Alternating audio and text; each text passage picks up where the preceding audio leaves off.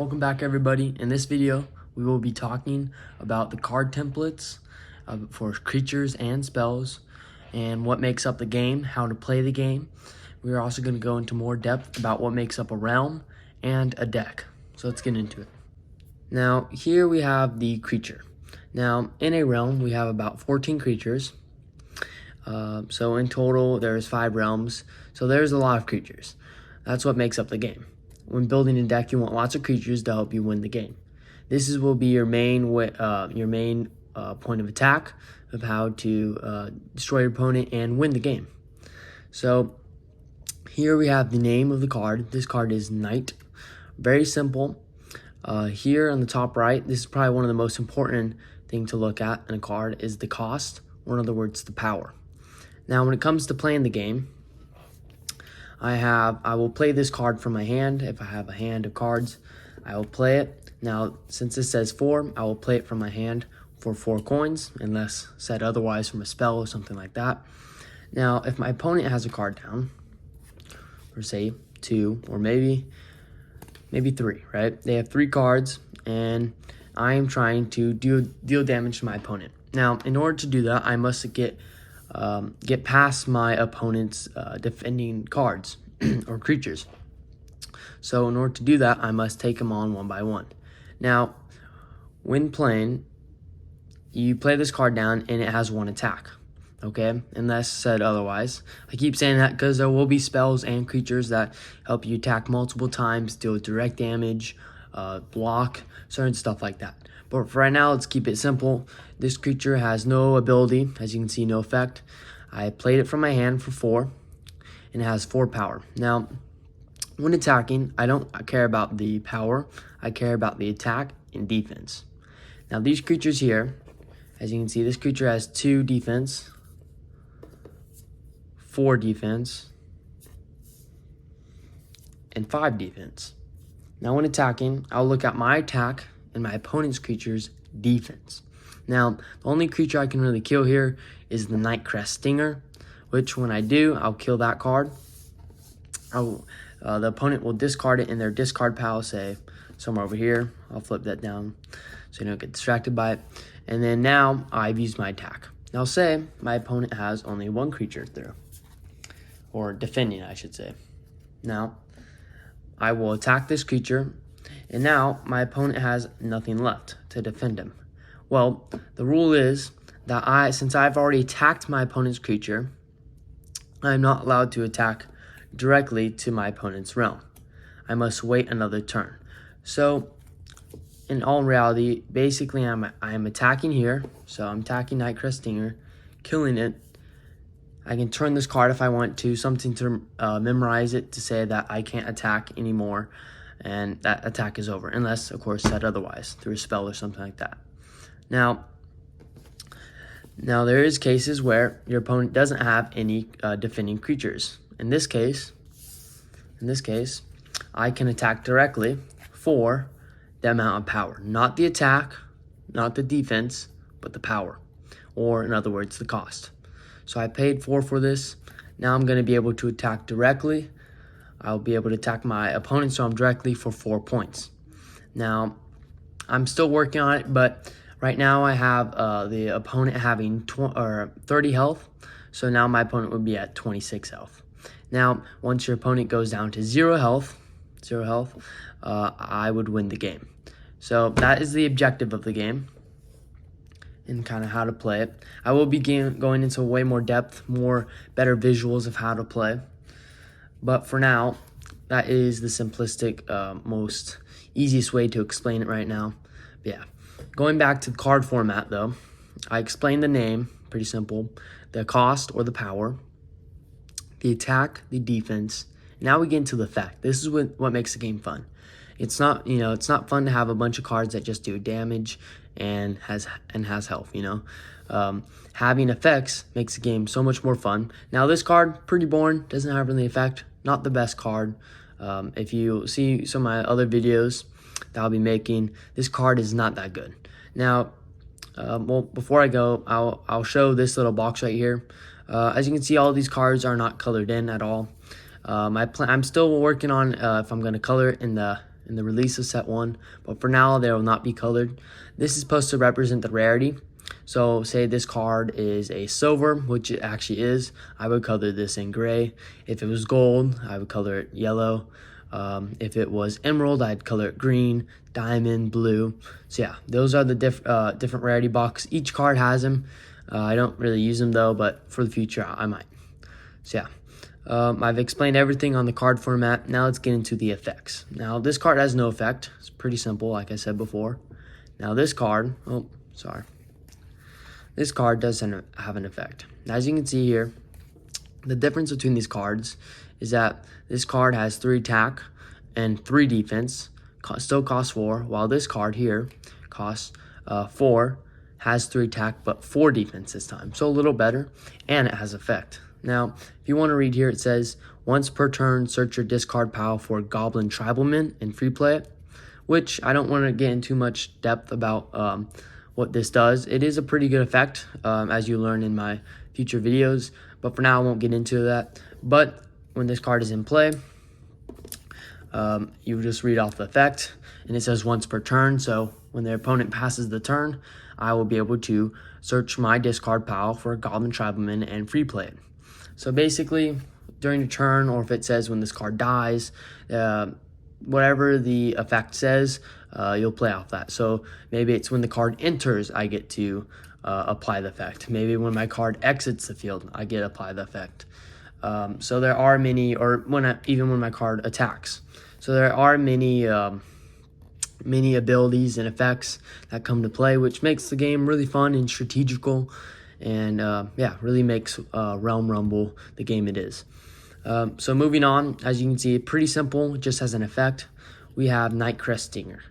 Now, this card does have an effect, but it's only 1 word, so you might be wondering what that means. These are keywords. Now, right now, no one really knows what the keywords are unless you played the game, but in the future, I will have a rule book with each keyword explained out. This one has poison on it. Now, what poison does, how about this? I'll set this up. So what poison does is when I play the card down and attack, I can kill a creature, say I do, right? Actually, I'd have to kill Knight. Now, say Goblin Shaman attacks my Nightcrest Stinger. My opponent attacks Nightcrest Stinger. Nightcrest Stinger is dead because it only has 2 health, and Goblin Shaman has 3.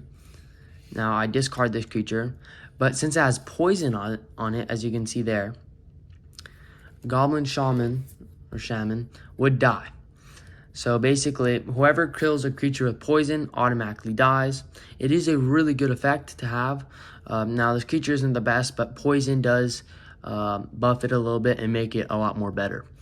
So those are keywords. Now, another example of a keyword is Sharkman Sailor, one of my favorite arts. Now, as you can see, it costs 8 coins, or 8 power. Has 5 attack, 5 defense, so one of the better cards in all of these 4 cards. And it has Greed. Now, what Greed is when I have this card in play, it, well, like I said before, I don't know if I've mentioned this, but you do gain coins per turn. Now, that is how you play creatures through coins. This card costs 8 coins. Now, Greed can use these coins to your advantage. Say if you have some leftover coins, you can put a coin into this creature or just put it by the side. How about this? I'll use an eraser. So say I have 1 coin, I can put it next to Sharkman Sailor, and the ability reads, this creature gains either +1 attack or +1 defense for every coin. So now that I have 1 coin attached to Sharkman Sailor, I could either put +1 attack, so I'd make it a 6 attack, 5 defense, or +1 defense to make it 6 attack and, 5 attack and 6 defense. So you could go either way. Greed is a pretty good and pretty useful keyword or ability that are seen on a good amount of cards. So as you can see there, those were the card formats for creatures. You had the costs and coins, the power, the attack, the defense, and the ability. And then, of course, the artwork in there in the middle. So yeah, those are the basic format for the creatures.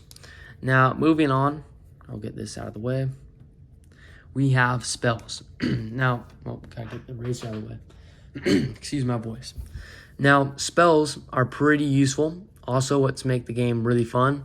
It's basically an ability without a creature attached to it. Excuse my voice. Now, each spell, there are 3 types of spells. The first one is a magic spell. The second one is a gear spell, as you can see with the triangle. And then the third one is a trap spell with the little X. Now, each of these spells have a certain meaning to it. A magic spell is played on your turn, okay? Now, say I have my creatures out. I have played my creatures.